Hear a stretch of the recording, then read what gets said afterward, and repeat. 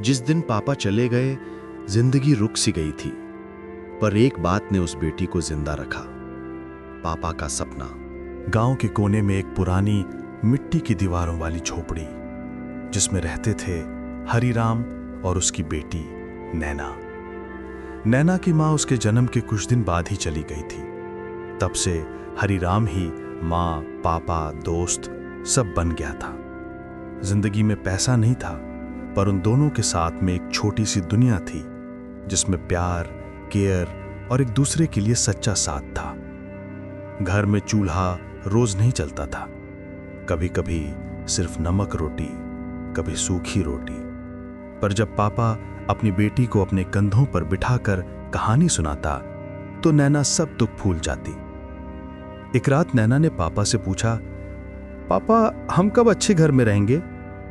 हरिराम हल्का सा मुस्कुराकर बोला, जब तो डॉक्टर बन जाएगी ना बेटा, तब हम अपना छोटा सा घर बनाएंगे, जिसमें दर्द को आने की भी इजाजत नहीं होगी। नैना को समझ नहीं आया कि पापा ने ये बात क्यों कही, पर उस पल उन दोनों के बीच एक सपना पैदा हुआ। धीरे धीरे पापा की तबीयत गिरती जा रही थी। पहले हल्का सा बुखार, फिर सीने में दर्द, फिर सांस लेने में तकलीफ। नैना चुपके से पापा के हाथ पकड़कर पूछती, पापा आप थक गए हो क्या? हरिराम हमेशा की तरह झूठी हंसी से कहता, मैं ठीक हूं बेटा, सिर्फ थोड़ा सा दर्द है। पर असल में दर्द कम नहीं, बढ़ता जा रहा था। दिन में मजदूरी, रात में खांसी, बुखार, दर्द और बीच में एक ही फिक्र कि बेटी पढ़ेगी कैसे, जिंदगी चलेगी कैसे। जब पापा बहुत ही कमजोर हो गए, तो गांव के डॉक्टर ने कहा, यह बहुत गंभीर बीमारी है, इलाज में बहुत पैसा लगता है।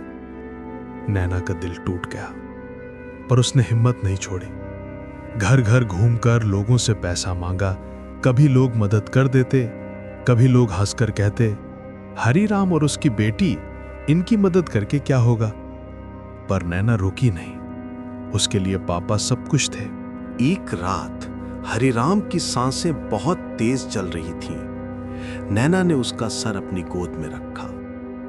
पापा ने कमजोर सी आवाज में बोला, बेटा तेरी मेहनत देखकर मुझे लगता है तू जिंदगी में बहुत आगे जाएगी। बस मेरा एक सपना है।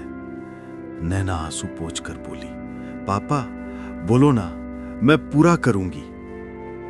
हरिराम ने थोड़ा सा मुस्कुरा कर कहा, गांव में एक ऐसा डॉक्टर होना चाहिए जो गरीब का मुफ्त इलाज करे। मैं चाहता हूं तू वही डॉक्टर बन। नैना पूरा सुन भी नहीं पाई थी कि पापा की आवाज ठंड पड़ गई। उसका हाथ धीरे से छूट गया।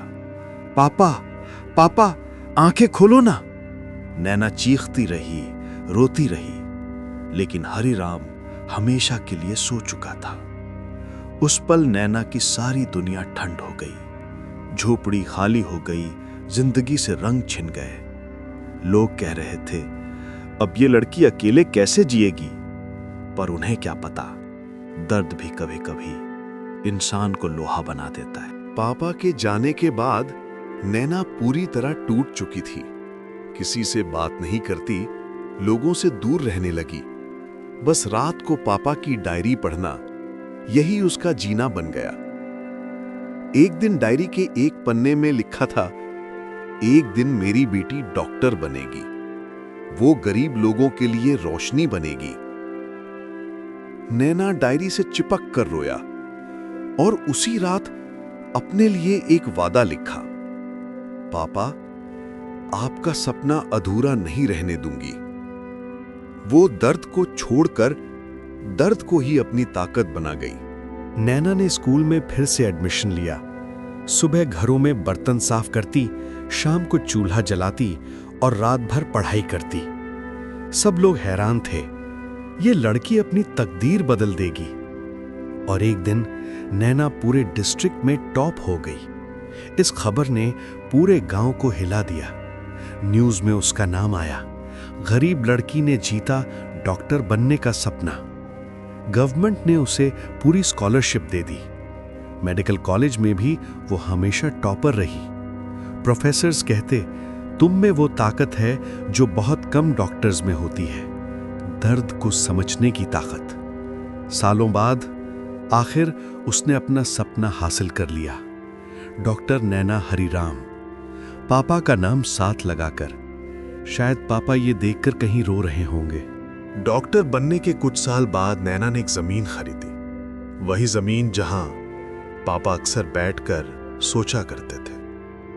वहीं बनाया एक सपना, हरिराम फ्री केयर हॉस्पिटल। एक हॉस्पिटल जहां किसी गरीब से 1 रुपया भी नहीं लिया जाता, जहां वो लोग इलाज पाते थे जो कभी हॉस्पिटल का गेट तक नहीं देख पाते थे।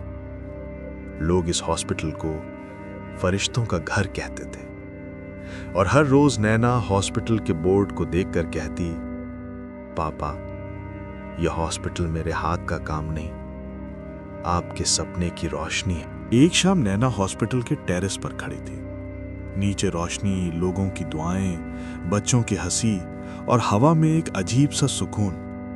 वो आसमान की तरफ देखकर प्यार से बोली, पापा, आप चले गए, पर आपका सपना, आपका प्यार, आपकी यादें आज भी मेरे साथ चलती हैं। उसने आंखें बंद की और उसे महसूस हुआ जैसे पापा का हाथ उसके सर पर हो।